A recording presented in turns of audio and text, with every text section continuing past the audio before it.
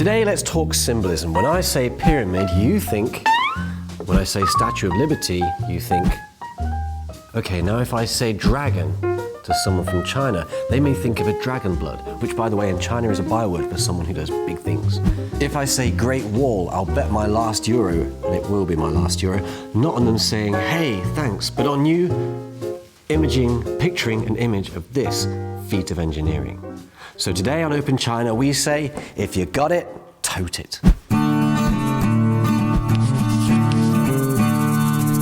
If I say lucky cloud, then the average Joe will probably think of this classical doodle. But there is one item about which most folks don't have the foggiest. In front of Tiananmen stand two columns of white Chinese jade. Apart from Chairman Mao's portrait, they're the only decorative items on the entire square. Now, if you take a tour to China and you come to Tiananmen Square, your tour guide may well tell you that these are symbols of Chinese culture. China's youngsters will be familiar with this particular pencil. And there's also one of China's most common toothpastes. Now, for all of China's most famous brands, they've incorporated this totem.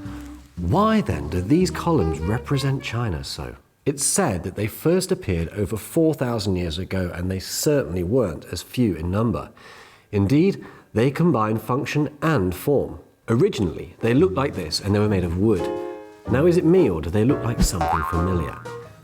Right, in ancient times, totems were, that's it, road signs. And in terms of today's road signs, they still bear a very strong resemblance. Not only that, but apart from looking like road signs, they were also suggestion boxes. Folks back in the days of China's yore were not online and couldn't really send helpful hints to the palace inbox. So instead, they wrote down their ideas with a chisel or a knife on the column's post. Not only that, but there was another function, and that was for communication by the ruling powers to the common folk. So for that reason, it was called a liable post. Let me explain.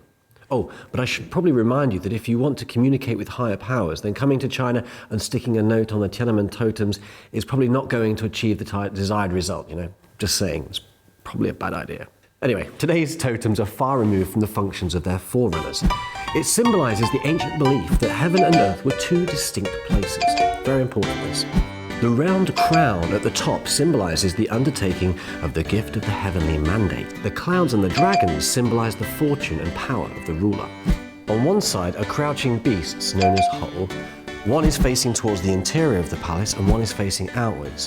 Why? The one facing outwards is exhorting the emperor to deal efficiently and quickly with external matters and come home as soon as he can, whilst the other, facing inwards, is reminding him to keep his toys tidy, not play around too much within all the fun of the courts. Kind of like a pair of nagging aunts, but for the regally well-behaved.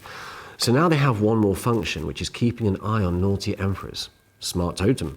These two totems are both over 10 meters tall, almost a meter wide, and they weigh about 20 tons. That's about 330 Mies, and 4 Yao Mings tall. Seeing as these kinds of totems started out over 2,000 years ago and originally were wooden structures, they are often known as forever poles. Today, however, they're known as Huabiao, or literally, China signs.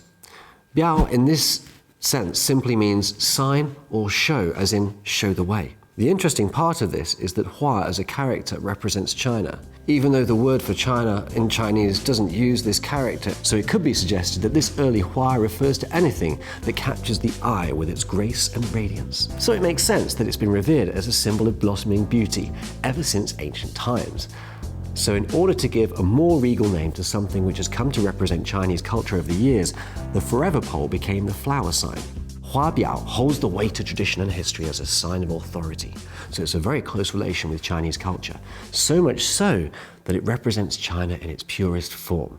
And I'll bet that last euro, which I still can't quite get rid of, on the next time you watch a parade or ceremony on Tiananmen Square, you'll be like, totem, totem. So, we hope you enjoyed making the show.